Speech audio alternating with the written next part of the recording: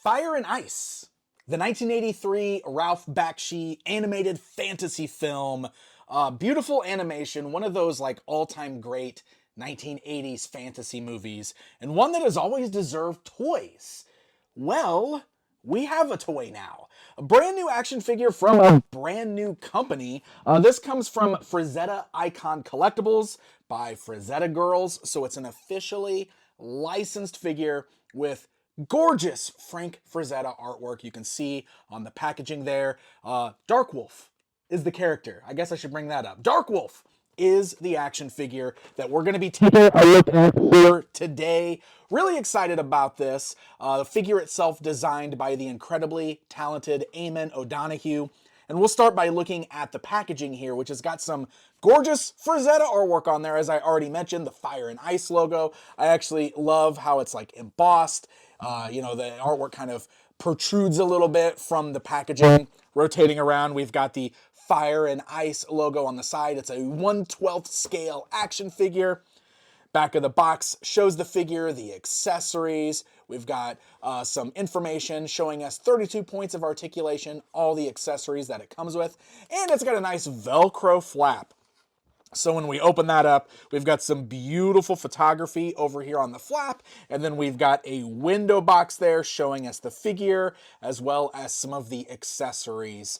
So really excited about this. We're going to get this opened up, and we will get a closer look at a brand new Fire and Ice action figure. All right, we got Dark Wolf opened up here. Let's start with the tape measure. He's a 1/12 scale figure. As you can see, he comes right up to the 7-inch mark, maybe just a hair shy of that, but definitely in that 7-inch scale. In fact, if you guys want a good scale reference with this guy, I went ahead and paired him up with some other barbarian and fantasy-like action figures to see how he measures up. So I've got him standing along figures like the Masters of the Universe Classics Vicor and the Masterverse Vicron. You can see that he's a bit out of scale with both of those. He's quite a bit shorter than Masterverse, but those definitely are on the tall side. I also went ahead and put him alongside the NECA Toys Dungeons and Dragons figures because I was curious. He fits in pretty well with them. He's a little smaller than those as well. He seems to fit in best with Mythic Legions from Four Horsemen Design. Actually, he looks pretty good with them. He's quite a bit at about the same scale and size as those figures. So I think he will fit in with a lot of your other fantasy, barbarian style action figures in your collection. Or, I mean, he could just stand alone. Sculpt-wise, this is a beautiful figure. I mean, he is absolutely gorgeous. I think all of the details on this look really, really nice. I love the furred loincloth look, the furry topped boots with the wraps down here. I like all of the details worked into this. And of course, you've got that iconic fur that he's wearing on his head with those yellow eyes. Man, what an incredible looking figure. He looks fantastic. Love the way this guy looks. And the paint deco is really nice as well. Everything looks pretty clean for the most part. Again, I like the way this looks with the yellow eyes. I love the kind of worn bone look of the teeth and the skull on his necklace. This nice worn gold on the belt. All of that looks great. The silver rivets. I do have a weird little splotch of silver paint on his right shin there. But that seems to be the only place where I really have any sort of paint mishaps, and that happens from time to time. Otherwise, I think this guy looks really clean. So very, very nice looking action figure. Let's go ahead and talk about the articulation with this guy. So this is what we've got. That head is on a ball joint. In fact, I can remove the head from the ball joint if you want to see how that looks. It's that normal kind of barbell there. So the head will sit just right up on there, clips on there nicely, can roll around. Obviously, you're going to have a little bit of hindrance in movement because of the back of the pelt that he's wearing there. But you can see it's pliable, so it does bend around. It'll go over the shoulders. You shouldn't have any problems there. With the shoulders, the arms can go outwards. You can go forwards and backwards. You do have a swivel at the elbow, and then it is just a single elbow joint, though there is a really good range of movement. Also, it clicks. You got that ratchet joint in there. So it does bend really well. It holds in place. You got swivels at the wrist. You've also got hinges at the wrist there. Of course, these are also interchangeable hands. There is a slew of different hands that comes with this figure, which includes 2 different sets of open hands. You've got closed fists, you've got gripping hands, and on the right hand, you've even got a special one that is designed for his bow and arrow. Now, I will say that these are a bit tight the first time that you pop them out of socket, so definitely do that thing where you kind of wiggle them a little bit or slowly spin them around. I didn't have any problems pulling them out of socket after that. You might even want to warm them up a little bit if you want to do the hair dryer trick or warm water. And you're going to get a little bit of paint peeling on the actual joint itself. That happens a lot on these types of figures, but that's just on the joint going in and out of the socket, so it shouldn't affect the overall look of the figure. The torso joint is interesting because you can see it just rolls all the way around here. It's in the midsection here. So it's got that ball joint on the inside, so he can roll all the way around, turn his upper body left and right. It doesn't seem like he has anything at the waist down here. At least I can't get it to turn at the bottom, but that's also because I guess his loincloth comes up so high over his stomach there. And then you've got that movement just there at the middle of the torso. So the loincloth also, it's pliable. He is definitely naked underneath here. I just said naked. Yes, but obviously no details or anything like that. The hip joints, you can see good range of motion there. He's got ball sockets in there, so the legs can go outwards pretty far. Good splits motion there. You can move forwards and backwards. You can also kind of roll those around. So I think it's a pretty good range of movement. I will say it's a bit loose on the right leg. A little looser than I would like it to be, but it's not so bad that it's flopping around. So he still holds a pose just fine. It's just single joints at the knees, but again, they're nice and tight and they got the ratchet to them. And you can also swivel at the base of the knee there. That's going to count basically as your boot swivel because the boots themselves don't move. And then the ankles, you can see, they just the hinges, so they go forwards and backwards, and they also do pivot side to side. On the right boot, it almost looks like the boot was glued on a little too high because I've got some exposed foot, and it's much more exposed on the right than the left. It's not so bad. It's a little noticeable in some poses, but again, it's not that bad. So honestly, I think all in all, the quality is very good on this figure.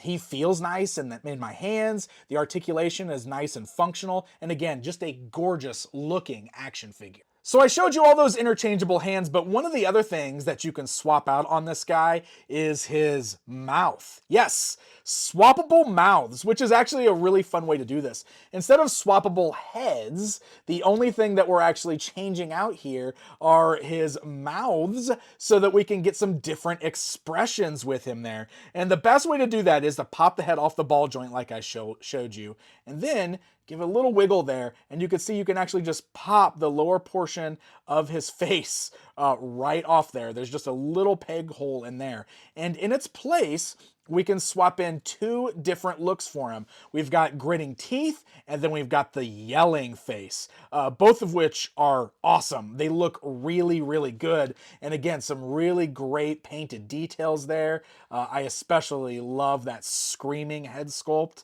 I think that looks really, really good. So you can swap those on very easily. Then you can just pop the head right back up on the ball joint. And even though we can't see this man's eyes, man, that right there totally changes the overall expression of this figure. I love it. So as far as accessories go, otherwise, we've got a couple of iconic weapons. First of all, we've got the amazing battle axe here. And this is also a beautifully sculpted and detailed weapon because you can see it's got a nice shiny silver to it, but it also looks very worn. It's got a wash on there. The handle looks like it's wood with wrappings on there. It's really, really nicely detailed.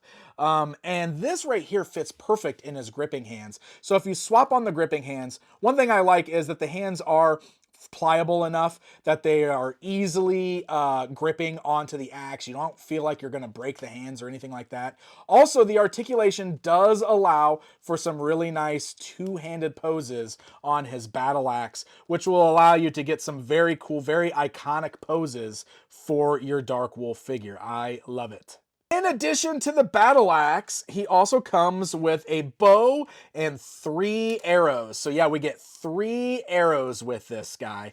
And we get a bow.